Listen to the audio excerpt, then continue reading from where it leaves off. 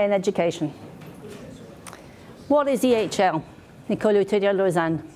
We are the #1 university of applied science in the world for education of hospitality management professionals. We are a small school in Lausanne with another practical school in the northern part of Switzerland. We are going to very shortly move to Singapore and then afterwards to South Africa. But today we are around about 3,200 enrolled students, around about 500 staff and faculty, and we have 121 nationalities of our students. We also have just received our first Michelin star for our restaurant, and we're the only school in the world who has that. And it's a restaurant that's run by the students, so we're extremely proud of that. We have several different products. We have our bachelor, which is our main teaching area. We do several masters, one which is 80% online and 20% on site. We also have certificates and summer academies that we are running throughout the year. We have 2 intakes every year, so one in February and one in September. And as I said, we have a current campus in Lausanne, which we have been on the campus for 125 years. We're now in our 126th year. And well done for Lausanne, because I'm the first ever woman on the executive committee of the school in the 125 years of its...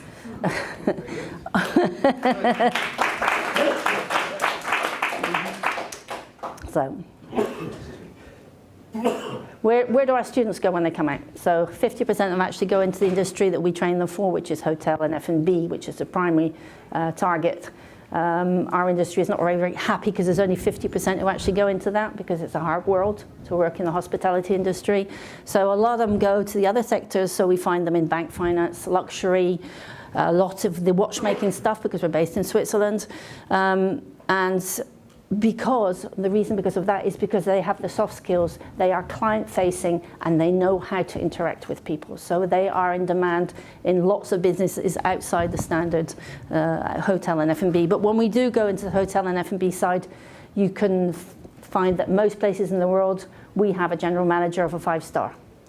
So which is quite nice when we go to travel, when you work for the school. Okay. So, Amelia at EHL. Let's start with the reason why.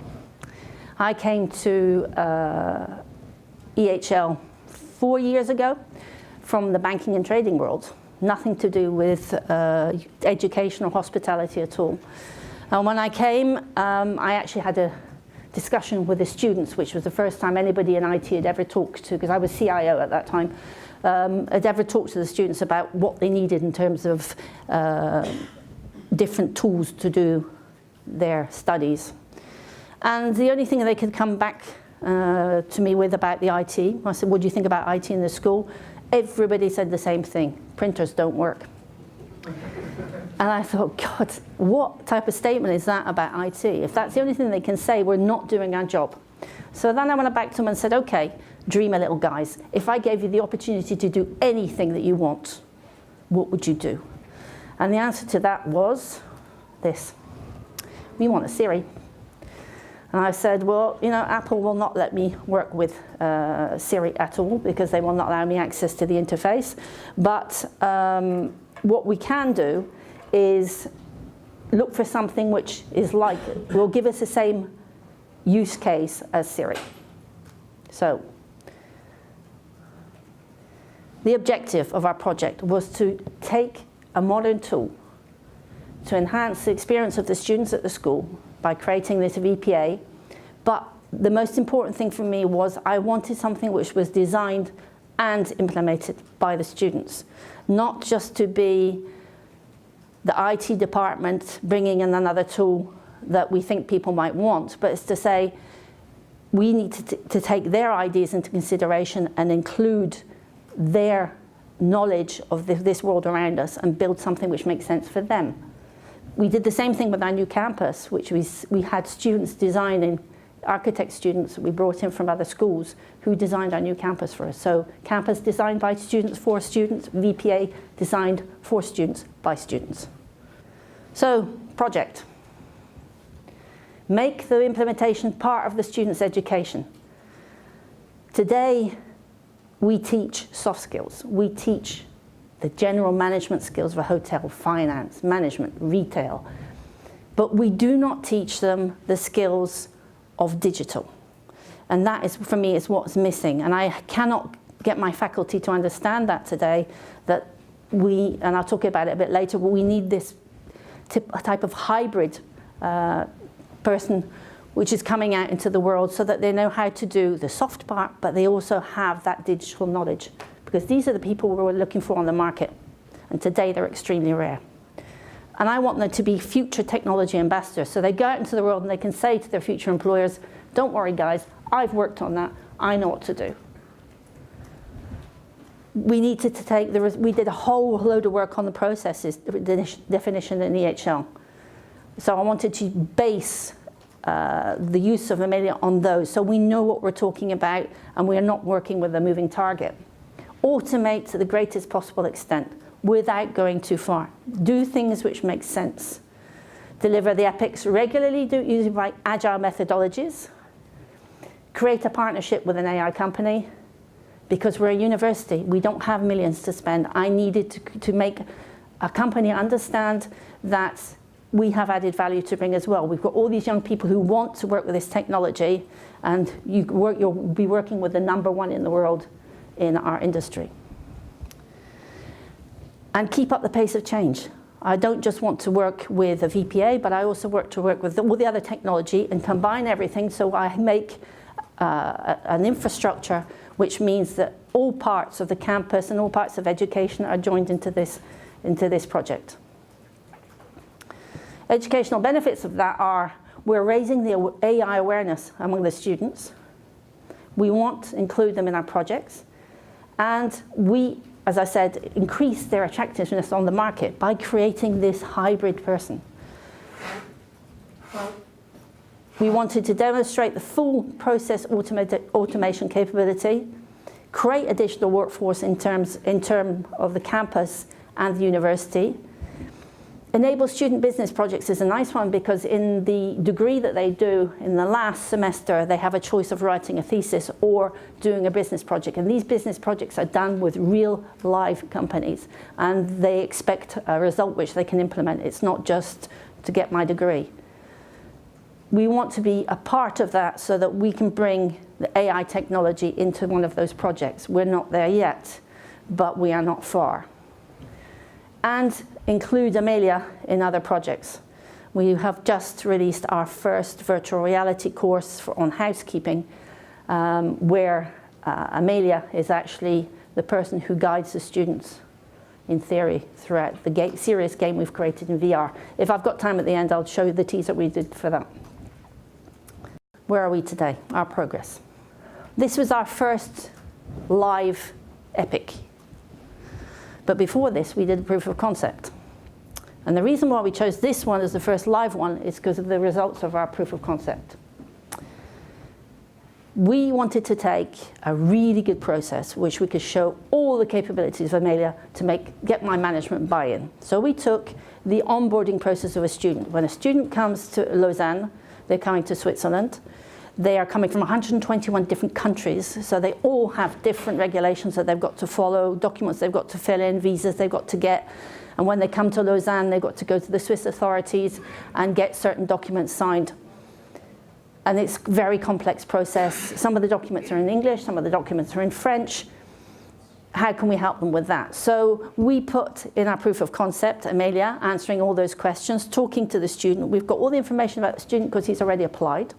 So we can fill in most of the forms for the student, and then we can show them on Google Maps where to go to get the document signed. So we do a lot of the work for the student. And it was also interesting because I was talking to Royal Caribbean Cruises 2 years ago when I was here at the DWS. And they said, oh, that's the same onboarding process that we would like to use for going on a cruise. Because going on a cruise, you go to different countries, got to make sure you've got the right papers so you can go on all the trips. is very interesting for us as well. So I thought it was a good idea to use part of the hospitality industry, but part of the education industry as well. But the problem with that was, when I went to see the people who actually do that job today, they just went, sorry, I ain't got time for that. Got so many other things to do, don't want to do it. And I thought, why? And the reason why is because they thought I was taking their job away. So they just didn't want to see me. So I thought, great, we did a really good job. I got my management buy-in to work on this project and to go further forward, but I'm going to have all of the school saying, don't want to work with her because she's going to take my job away. So I said, okay, what do I control? I'm CIO, I control IT. So we're doing an IT project, guys, and nobody's got anything to say about it, we're doing it. And the reason I did that was because it gave me the opportunity to put something simple into place and show them the value. So here we have the first Epic that we put into production. It allows users access to our guest Wi-Fi. And as the person beforehand, for the BNP Paribas, we've got a big problem, and that is GDPR. So we have to know who's connecting, who's doing what. What we used to have was a system where people used to connect, and then they got an SMS message that was sent to them. They could never put the number of their mobile phone in properly. They didn't get the syntax properly. So they never got the SMS, or they came from another country and the SMSs from Switzerland did not arrive on their telephone. So we have open days, we have career fairs twice a year where we've got 400 companies coming in to try and attract our students. And these people were queued up at a desk, and I had 4 people full-time every weekend that this happened, answering questions about, this is how you get into the Wi-Fi, I'll give you a password. So we said, okay, let's make Amelia do the job. So what she does is as soon as somebody on their phone or their PC or their laptop or their iPad connects to the guest Wi-Fi, she will take over the conversation. So she interacts with the Cisco access points that we've got on site, and she will take over the conversation, and in the end she will give you access to the Wi-Fi with your own password, so you don't have to remember what I've given you. What that did, as I said, was took away the need for me to have somebody always on site when we had people coming in to sort these problems out with the Wi-Fi. So my service desk thought I was the best thing on earth because they didn't have to work the weekend anymore. So you start convincing people that it makes sense to do things. Second one, we did the same thing again. We took another IT issue, which was we've got students who are on site 24/7, if they're not out drinking somewhere. And they do everything at the last minute. So on a Sunday night, when they've got to hand in their assignment on a Monday morning, they forget their password because they've been drinking too much. And they want somebody to change their password, but we're not open. Our service desk is not open 24/7. So we need to have a way of them be able to solving their account issues, whether they've blocked because they've tried to put the password in too many times, or whether they just cannot remember their password. So we got Amelia to do this job as well. And we allow them to do it in several different ways. We have this little app which appears on their telephone. If they log onto their PC, the SSO at the bottom, it's a bit small, but you can see it. It says if you've got issues with your account. And the third thing we did was we created a physical kiosk, which we have put in front of the door at the service desk. So if they run to the service desk and service desk not open, at least they've got the kiosk. And Amelia is there to do this one job, which is to unblock their password or their account. And again, my service desk thought it was brilliant because they don't have people phoning up all the time now asking if they could change their password or deblock their account. So again, brilliant publicity, everybody loves it. Which allowed me then to go back to the business. Because people are not afraid anymore that I'm going to take their job away. They've understood that I am automating the tasks which are boring, mundane, that they don't like doing. So the third case was virtual admissions agent, and that's what we're showing at our booth today, if you want to come by and see it. It replaces on our website, it will do, the beginning of June. It will replace chatbots we had there.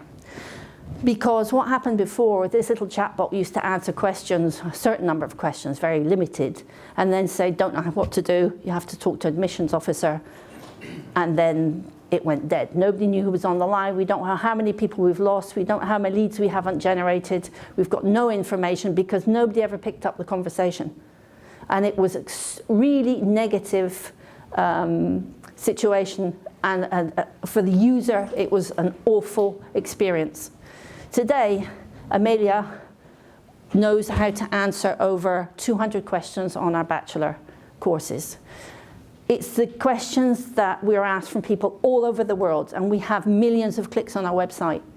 And it's always the same questions. What qualifications do I need? What visas do I have to get if I come from this country? What do I have to bring with me? What's the weather like in Lausanne when I'm coming in September? Always the same 200 questions that come along. Amelia now can answer all of them. And she's intelligent enough to know that if she can't do it, she can pass the conversation over to a live agent. She can see who's online. She can see which admission officer anywhere in the world if EHL is online. If somebody's online, she will pass that conversation to a human being. And the person will pick up the conversation, will have all the historic of the conversation so she knows what they've been discussing, and she will take over. And some people sometimes will want that because it's a personal question they've got to ask. I've got a medical condition. How can I live in Lausanne if I've got that? Is there treatment places I can go to, or whatever? But the thing we really want to talk to a human being about, you can hand over to a real human being. And we don't have this hanging in the air where you can never get an answer. And that's the beauty of this. And it's a seamless integration. When we first started doing this, first thing we thought was, oh, Amelia, we'll just get her to say everything. And so when we come up with a chatbot, she's going to give these reams of information. And we sat back and said, this is stupid. It's all on our website. So all she does is she answers the question, just enough information, and then she will direct the person to the right page on the website with a hyperlink, and then she will just change, the website will change, and we have all the extra detailed information that we need. Must say, because Per is sitting there, it took us a lot of time to convince IPsoft to let us do that. And that's exactly what it says. But when they saw what we did in the end, and they saw how seamless it is, they were convinced. So it's worth fighting if you've got an idea. So we're now in the stage where we're setting up our Centre of Excellence. At the beginning, we were there, we identified the opportunities, we trained an initial team, and we executed our first project. And we had a whole team of people from IPsoft who were helping us. Second stage, we set up a full organization at EHL. We onboarded and trained our own resources, and we are slowly transferring the responsibility of the projects to EHL staff. What we do now is when we need something specific from IPsoft that we've never seen before, when we need help, then we will bring them in. So now we are into the point we are running operations on 2 live epics, and we are doing continuous improvement. So we have gone a long way down the path. Impacts on the organization. So we reduce repetitive tasks and cumbersome processes. And we've got them to believe that now. Increases the workforce capacity to give them better jobs, allows them to give more value to the company. We've got 24/7 availability, which we never had before. We've distributed the work differently because Amelia takes a lot of this grunt work off of the staff, and it creates new jobs. We have to analyze these conversations that we have with Amelia, and we have to detect issues and train her to do more.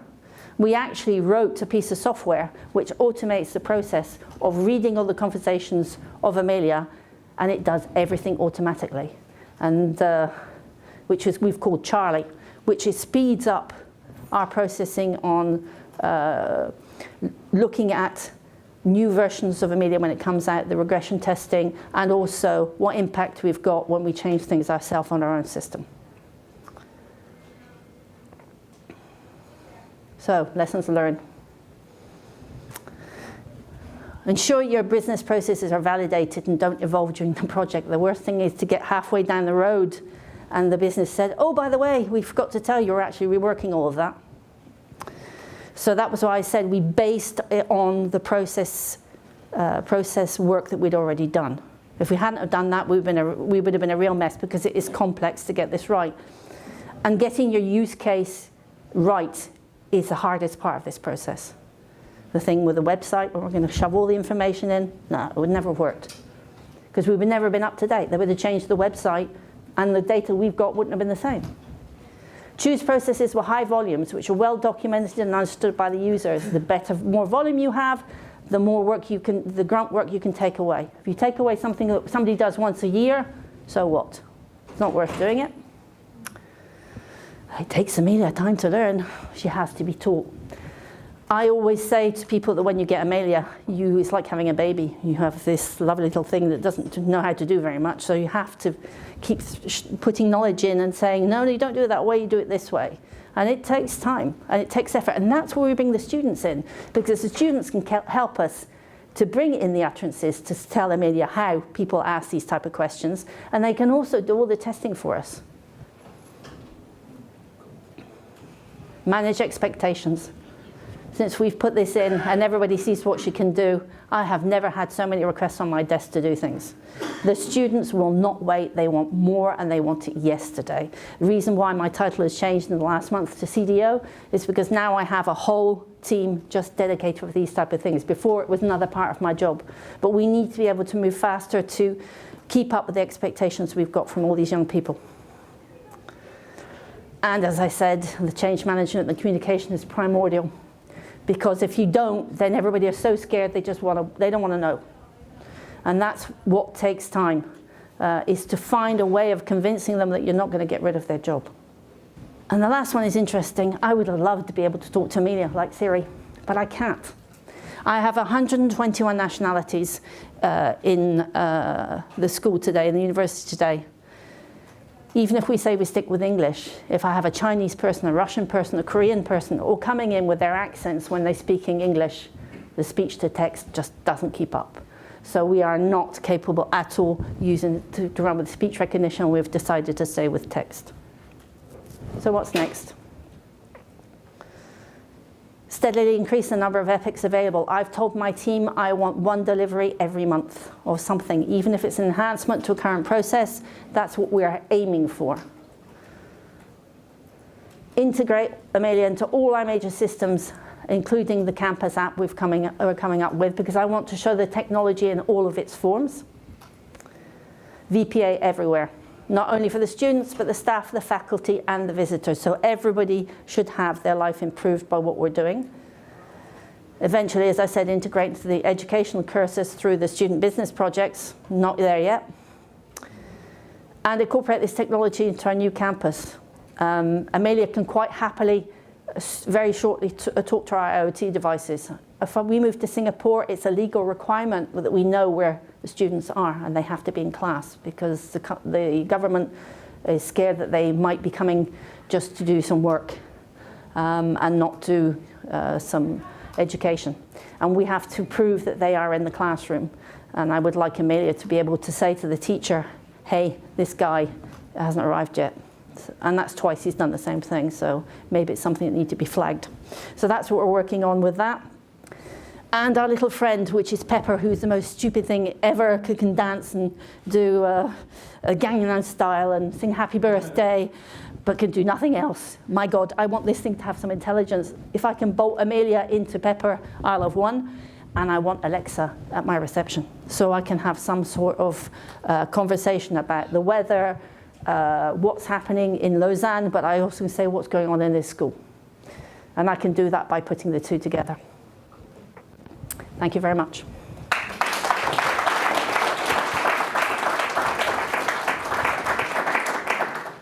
One question. Yeah. Can you talk about the financial engagement between, because you are throwing in the people. Yeah. What is the financial engagement? At the moment, I've got a partnership with IPsoft because we're number one in the world. We have links into education and to hospitality. So I have an agreement with IPsoft that we work together on certain topics. I'm here today doing my talk. I actually will be talking in about another 3 or 4 different countries in the next 4 months. So my part of it is to do the publicity about what we can do with this product and where we can go. On the other side, I get help from IPsoft to do what I want to do in the university for a reasonable cost, which a university can cope with. And we have this mutual crossover of information. I know what I'm looking for. IPsoft knows what it's got. And as I said, we have this continuous struggle of, we want to do it this way, and oh, we haven't got that yet. So I think both of us learn a lot from one of the other, what we're expecting in the hospitality industry, what we're expecting in the education industry, and what IPsoft are doing elsewhere. And everybody benefits from the partnership. And I think that we can do a lot more in the future. Again, I talked to Per. I would really like to be able to say something you showed last year, which was the marketplace. Let me create hospitality digital workers, educational digital workers, and sell a model. And I think, you know, the ideas we've got, the ideas IPsoft have got, it's a melting pot which works for everybody. And the beauty of this is that they listen to me. And it took me a year. A year. And the thing that made the difference is they walked through the door of the University of Lausanne, because it's not like any other university you've seen. And then they said, yeah, okay, we understand. And it is a real pleasure, because I think it's a win-win situation, and it allows me to educate the future of this world. The kids that are coming out of this school are so enthusiastic. If I can give them the soft skills and the digital side, their life is ready for them to go. Just a quick follow-up. How many students are currently involved in the Center of Excellence? They're not in the Center of Excellence. They actually come in the project in different stages. And it's up to them when they decide when they want to come in. So we take in between 20 or 30 people for every epic. And they're actually fighting to get on it. What I would really like to do is convince the faculty in my school that they should let me teach it. But again, I'm not there yet. I don't think there's enough hours in the day to do what I want to do. But I really think that it's my job to get these kids coming out of school with that digital knowledge. Thank you.